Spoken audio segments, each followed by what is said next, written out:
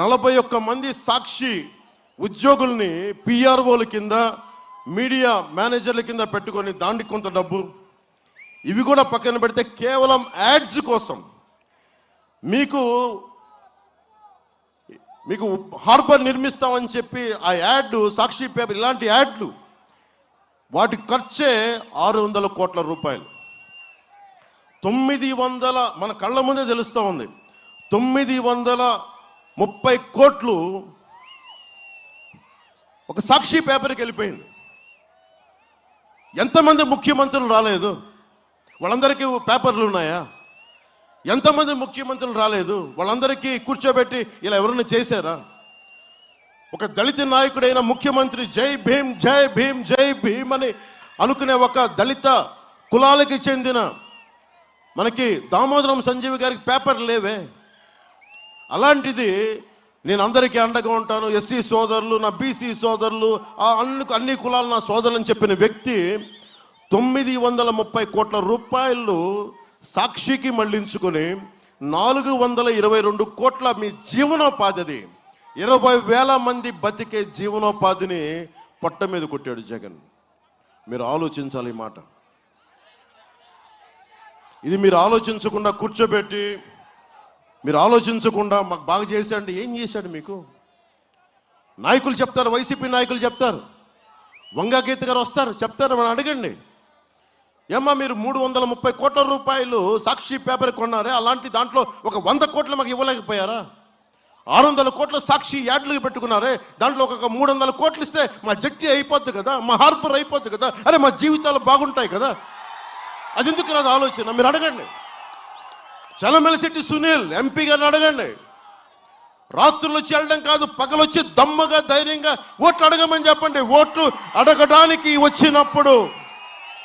ఓట్లు అడగడానికి వచ్చినప్పుడు ఇవన్నీ అడగండి మీరు.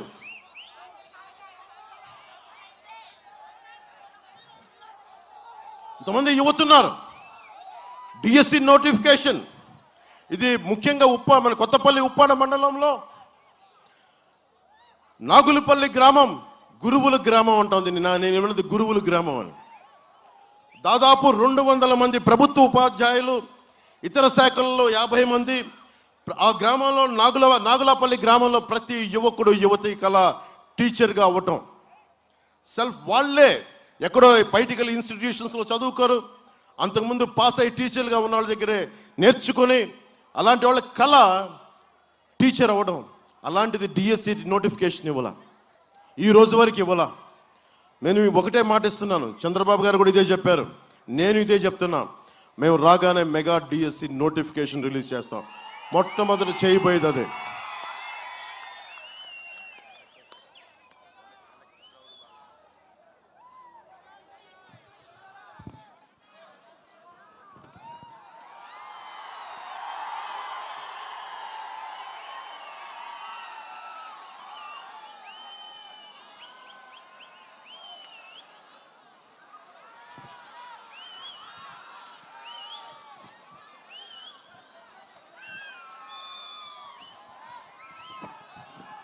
జగన్ ఒకటే అడగండి అమ్మా, ఎస్సీజెడ్లో పరిశ్రమలు రావు, ఉన్న భూములు ఇవ్వరు, రైతులకి న్యాయం చేయరు, అభివృద్ధి ఏంటి అని అడిగితే ఇప్పుడే గుడ్డు పెట్టింది, ఇంకా పొదుగుతుంది.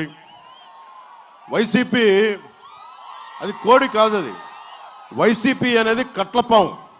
ఆ కట్లపాము తన గుడ్లను తనే తినేస్తుంది. అందుకని మీరు వైసీపీకి ఓటేసేటప్పుడు మీరు చాలా ఆలోచించుకొని ఓటేయండి. ఈరోజు నేను అభ్యర్థిగా ఉన్నాను కాదు, నేను దశాబ్దం నుంచి నేను పనిచేస్తానే ఉన్నాను. మన కొత్తపల్లి, మన ఉప్పాడ తీర ప్రాంతం ఈ 100 సంవత్సరాల్లో 320 ఎకరాలు కోతకు గురైంది. 320 ఎకరాలు.